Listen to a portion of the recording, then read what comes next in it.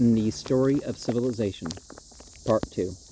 The Life of Greece, being a history of Greek civilization from the beginnings, and of civilization in the Near East from the death of Alexander to the Roman conquest, with an introduction on the prehistoric culture of Crete by Durant, Chapter 23, Greece and Macedon. Section 4, Revolution in Sparta. Meanwhile, that concentration of wealth, which everywhere in Greece was inflaming the eternal conflict of classes, produced in Sparta 2 attempts at revolutionary reform.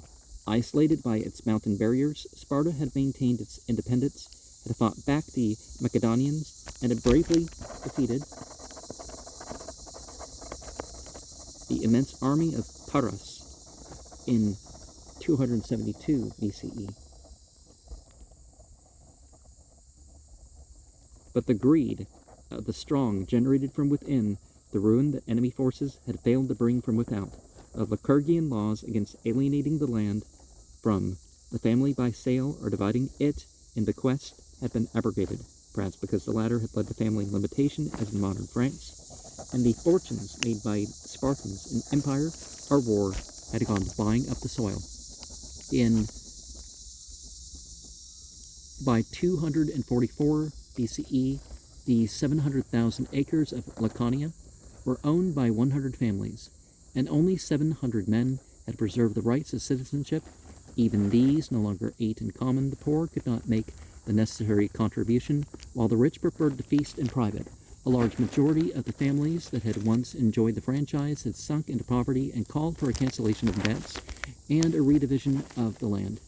It is to the credit of monarchy that the attempt to reform this condition came from the Spartan kings. In 242 BCE, Agis IV and Leonidas succeeded to the dual throne. Convinced that Lycurgus had meant the land to be equally divided among all freemen, Agis proposed to redistribute it, to annul all debts, and to restore the semi-communism of Lycurgus. Those landowners whose property was mortgaged supported the move for the cancellation, but when the measure had been passed, they resisted violently the remaining elements of Agis's reforms. At the instigation of Leonidas, Agis was murdered along with his mother and his grandmother, both of whom had volunteered to surrender their great estates for division among the people. In this royal drama, the noblest characters were women. Kilanius, daughter of Leonidas, was the wife of Clembratus, who supported Agis. When Leonidas was exiled and Clembratus seized his throne, Kilanius left her triumphant husband to share her father's banishment. When Leonidas recaptured power and exiled Clembratus, Kilanius chose exile with her husband. Leonidas, to get the rich property of Agis's widow into his family, compelled her to marry his son Cleomenes. But Cleomenes fell in love with his wife and imbibed from her the ideas of the dead king. When he came to the throne as Cleomenes III, he resolved to carry out Agis's reforms, having won over the army by his courage in war and the people by the simplicity of his life. He abolished the oligarchic ephorate on the ground that Lycurgus had never sanctioned it. He killed 14 resistors, exiled 80, canceled all debts, divided the land among the free population, and restored the Lycurgian discipline. Not content, he set out to conquer the Peloponnese for the revolution. The proletariat everywhere hailed him as a liberator, and many towns surrendered to him gladly. He took to Argos, Pelen, Phlias, Epidaurus, Hemion, Troezen, at last even rich Corinth.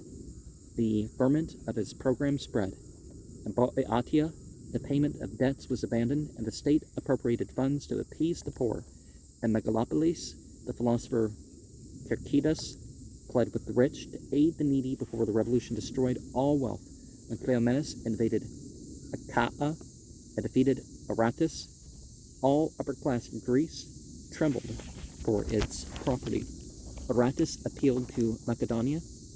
Antigonus Dawson came down, overwhelmed Cleomenes at Salacia in 221 BCE, and restored the oligarchic regime.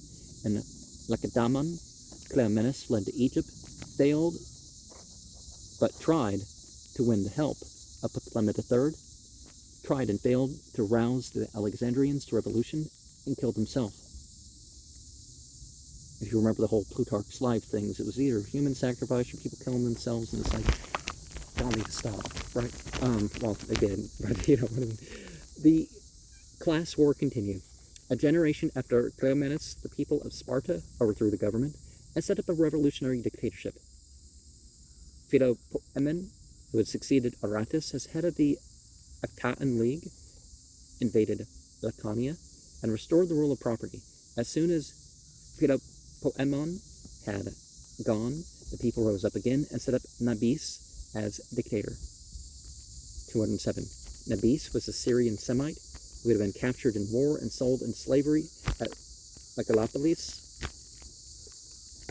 What was his real name? Did it relate to the term Nabi?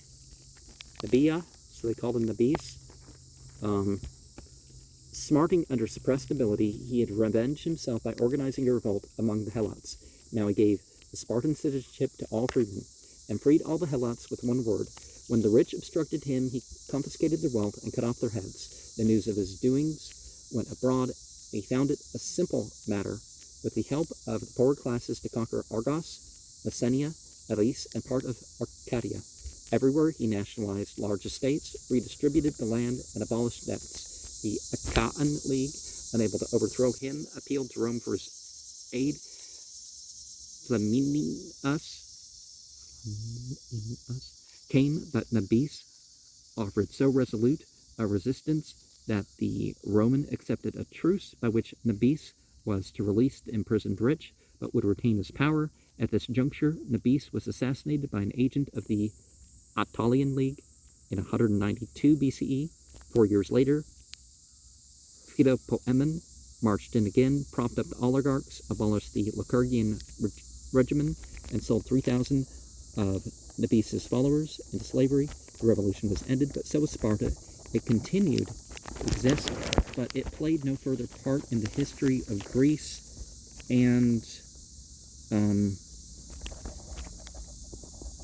so Agesi's reforms probably came in too many elements. If they voted the ones that they all agreed on, perhaps things wouldn't have happened that way.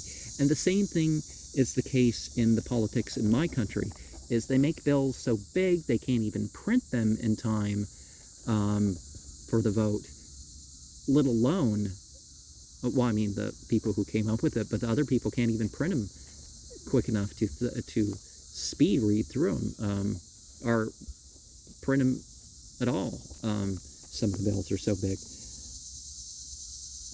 And, you know, it creates all sorts of problems. Well, it makes it easier for the politicians to sleep some stuff in, though.